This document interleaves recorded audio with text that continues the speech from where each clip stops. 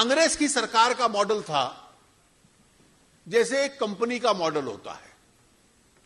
एक board of director होता है, वो नीति तय करता है, वो अलग बैठता है और एक सीईओ को लगा देता है कि दिन पर दिन तू कंपनी चलाता रहे, और अधिकार सारे बोर्ड में होते हैं।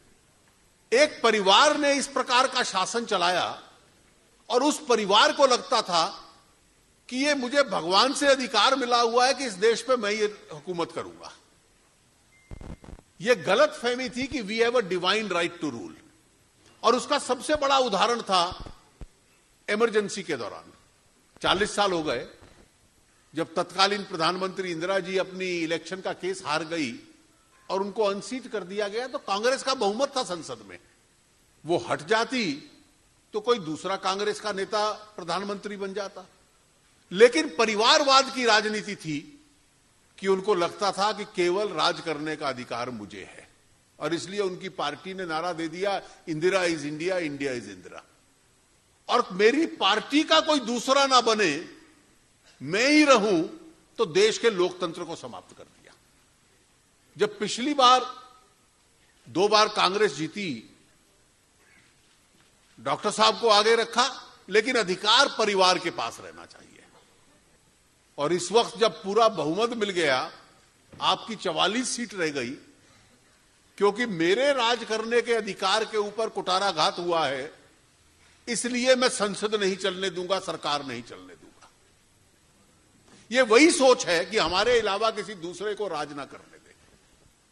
और पिछले 10 वर्ष की सरकार इसलिए विफल थी कि लोकतंत्र में सबसे अंतिम शब्द प्रधानमंत्री का होता है, आपने दिया नहीं। वो अंतिम शब्द अटल जी का था, वो मोदी जी का है। और इसी कारण से देश की राजनीति को, देश के शासन को बदलने का वो प्रयास कर रहे हैं। अच्छे दिन कब आएंगे? 1.25 साल 16-17 महीने में इस देश में कोई विरोधी खड़ा होकर भ्रष्टाचार की उंगली ना उठा पाए।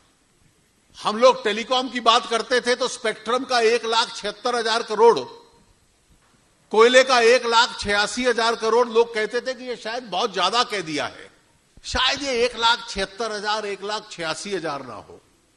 तो जब रविशंकर जी ने नीलामी स्पेक्ट्रम की पीयूष गोयल जी ने कोयले की खानों की, तो पता चला ये 1,76,000 और 1,86,000 करोड़ कम रकम थी।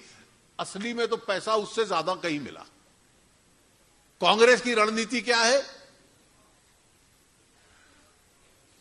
कि संसद में हम शोर मचाएं, संसद ना चलने दे, और जिन अच्छे कामों के लिए कानून बनना है वो कानून ना बनने दे। कानून क्या है कि आज कोई भी व्यक्ति सामान बनाता है, व्यवसाय करता है, व्यापार करता है, तो 25 स्थानों पर उसको परेशानी आती है।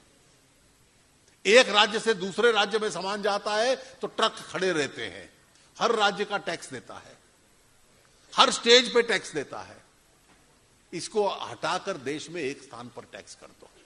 मैं तो चाहूंगा कि देश के नागरिक और व्यवसायी, व्यापारी और छोटे व्यापारी जिनको परेशानी आती है, कि कांग्रेस के नेतृत्व को जाकर समझाएं, देश को रोकने का तुम्हें अधिकार नहीं है। संसद में संख्या भी हमारे साथ है, कोई दल उनके साथ नहीं खड़ा, संसद चलने नहीं देंगे। ये एक परिस्थिति पैदा की।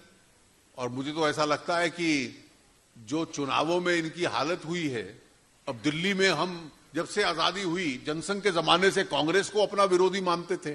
पहली बार दिल्ली के चुनाव में हमें लगा यार कांग्रेस इतनी कमजोर हो गई, थोड़ा ज्यादा वोट ले लेती तो हमारी भी सीटें बढ़ जाती। कई अन्य प्रांतों में भी ये होने वाला है। अभी ये महागठबंधन की मीटिंग जो रैली की इन्होंने, तो कांग्रेस की ये स्थिति थी कि जेडीयू और आरजेडी के नेता बाद में बोले, कांग्रेस पार्टी की अध्यक्षा को पहले जो वार्म अप स्पीकर्स होते हैं ना, कि सभा जमाओ फिर बाद में मुख्य वक्ता आएंगे, तो वो वार्म अप स्पीकर का एक दर्जा दिया हुआ था, सभा जमाने वाला, ताकि बाद में बड़े नेता बोलेंगे। मेजर सीट तो वो दोनों ले गए, और कुछ प्रचुन में लूज चेंज जिसको कहते हैं, वो कांग्रेस का है। अब मुझे समझ में आ रहा है कि पंजाब की भी स्थिति ऐसी बन रही है कि तीसरे नंबर पे ही ना पहुंच जाए, जो 1.5 साल बाद चुनाव है। अब इसमें पार्टी, संगठन, युवा बहुत बड़ी भूमिका है।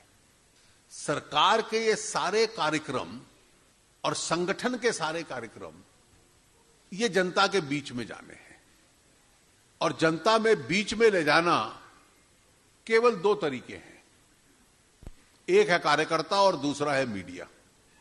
अब मीडिया का अपना चरण चल रहा है, उसका अपना एक स्वभाव है।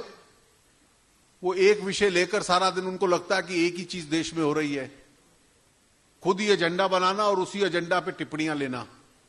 लेकिन उसके साथ कैसे जीना है, ये जीने का तरीका राजनीतिक लोगों को आ गया। जो असली एजेंडा है देश का, उस असली एजेंडा को जनता के बीच में ले जाना ये कार्यकर्ता का काम है और युवा का काम है। और इसका प्रमाण तब पता चलता है जब चुनावों के परिणाम आते हैं। देश भर में, मध्य प्रदेश में, राजस्थान में कितना प्रचार किया वसुंधरा जी के और शिवराज जी के खिलाफ, एक तरफा जीत हुई। दिल्ली में छात्र संघ का चुनाव हुआ, एक तरफा जीत हुई। वामपंथियों के गढ़ में जाकर भी हमने अपना झंडा गाड़ा जवाहरलाल नेहरू विश्वविद्यालय में। बेंगलोर में हम जीत गए, जनता ने हमें चुना। धोखाधड़ी से मेयर उनका बना, लेकिन वो धोखाधड़ी लंबी चलेगी नहीं। और इसलिए ये जो आपने पूरा अभियान चलाया है, आज का शुभ दिन जो मोदी जी का जन्मदिवस है, उसका प्रयोग कर कर मुझे लगता है कि वो स्वयं जन्मदिन नहीं मनाते, लेकिन सरकार को और संगठन को बल देना, ये सबसे अच्छा तरीका अनुराग जी ने चुना है उनका जन्मदिन मनाने के लिए। और इसके साथ साथ युवाओं की पूरी फौज, अनुराग जी बिहार के चुनाव में भी लगे, और जो एक विजय यात्रा आरंभ हुई थी बिहार में भी हम लोग उसको पूरा करें। मैं एक बार फिर भारतीय जनता युवा मोर्चा, अनुराग जी और उनके सभी सहयोगियों का बहुत बहुत अभिनंदन करता हूं। मोदी जी कहते हैं और प्रेस में काफी लोग कहते हैं कि कांग्रेस पार्टी पार्लियामेंट को डिस्टर्ब कर रही है। ये कोई नहीं कहता है कि पार्लियामेंट को क्यों डिस्टर्ब किया जा रहा है और हम पार्लियामेंट में किस चीज के लिए लड़ रहे हैं। अब आप देखिए, मोदी जी आए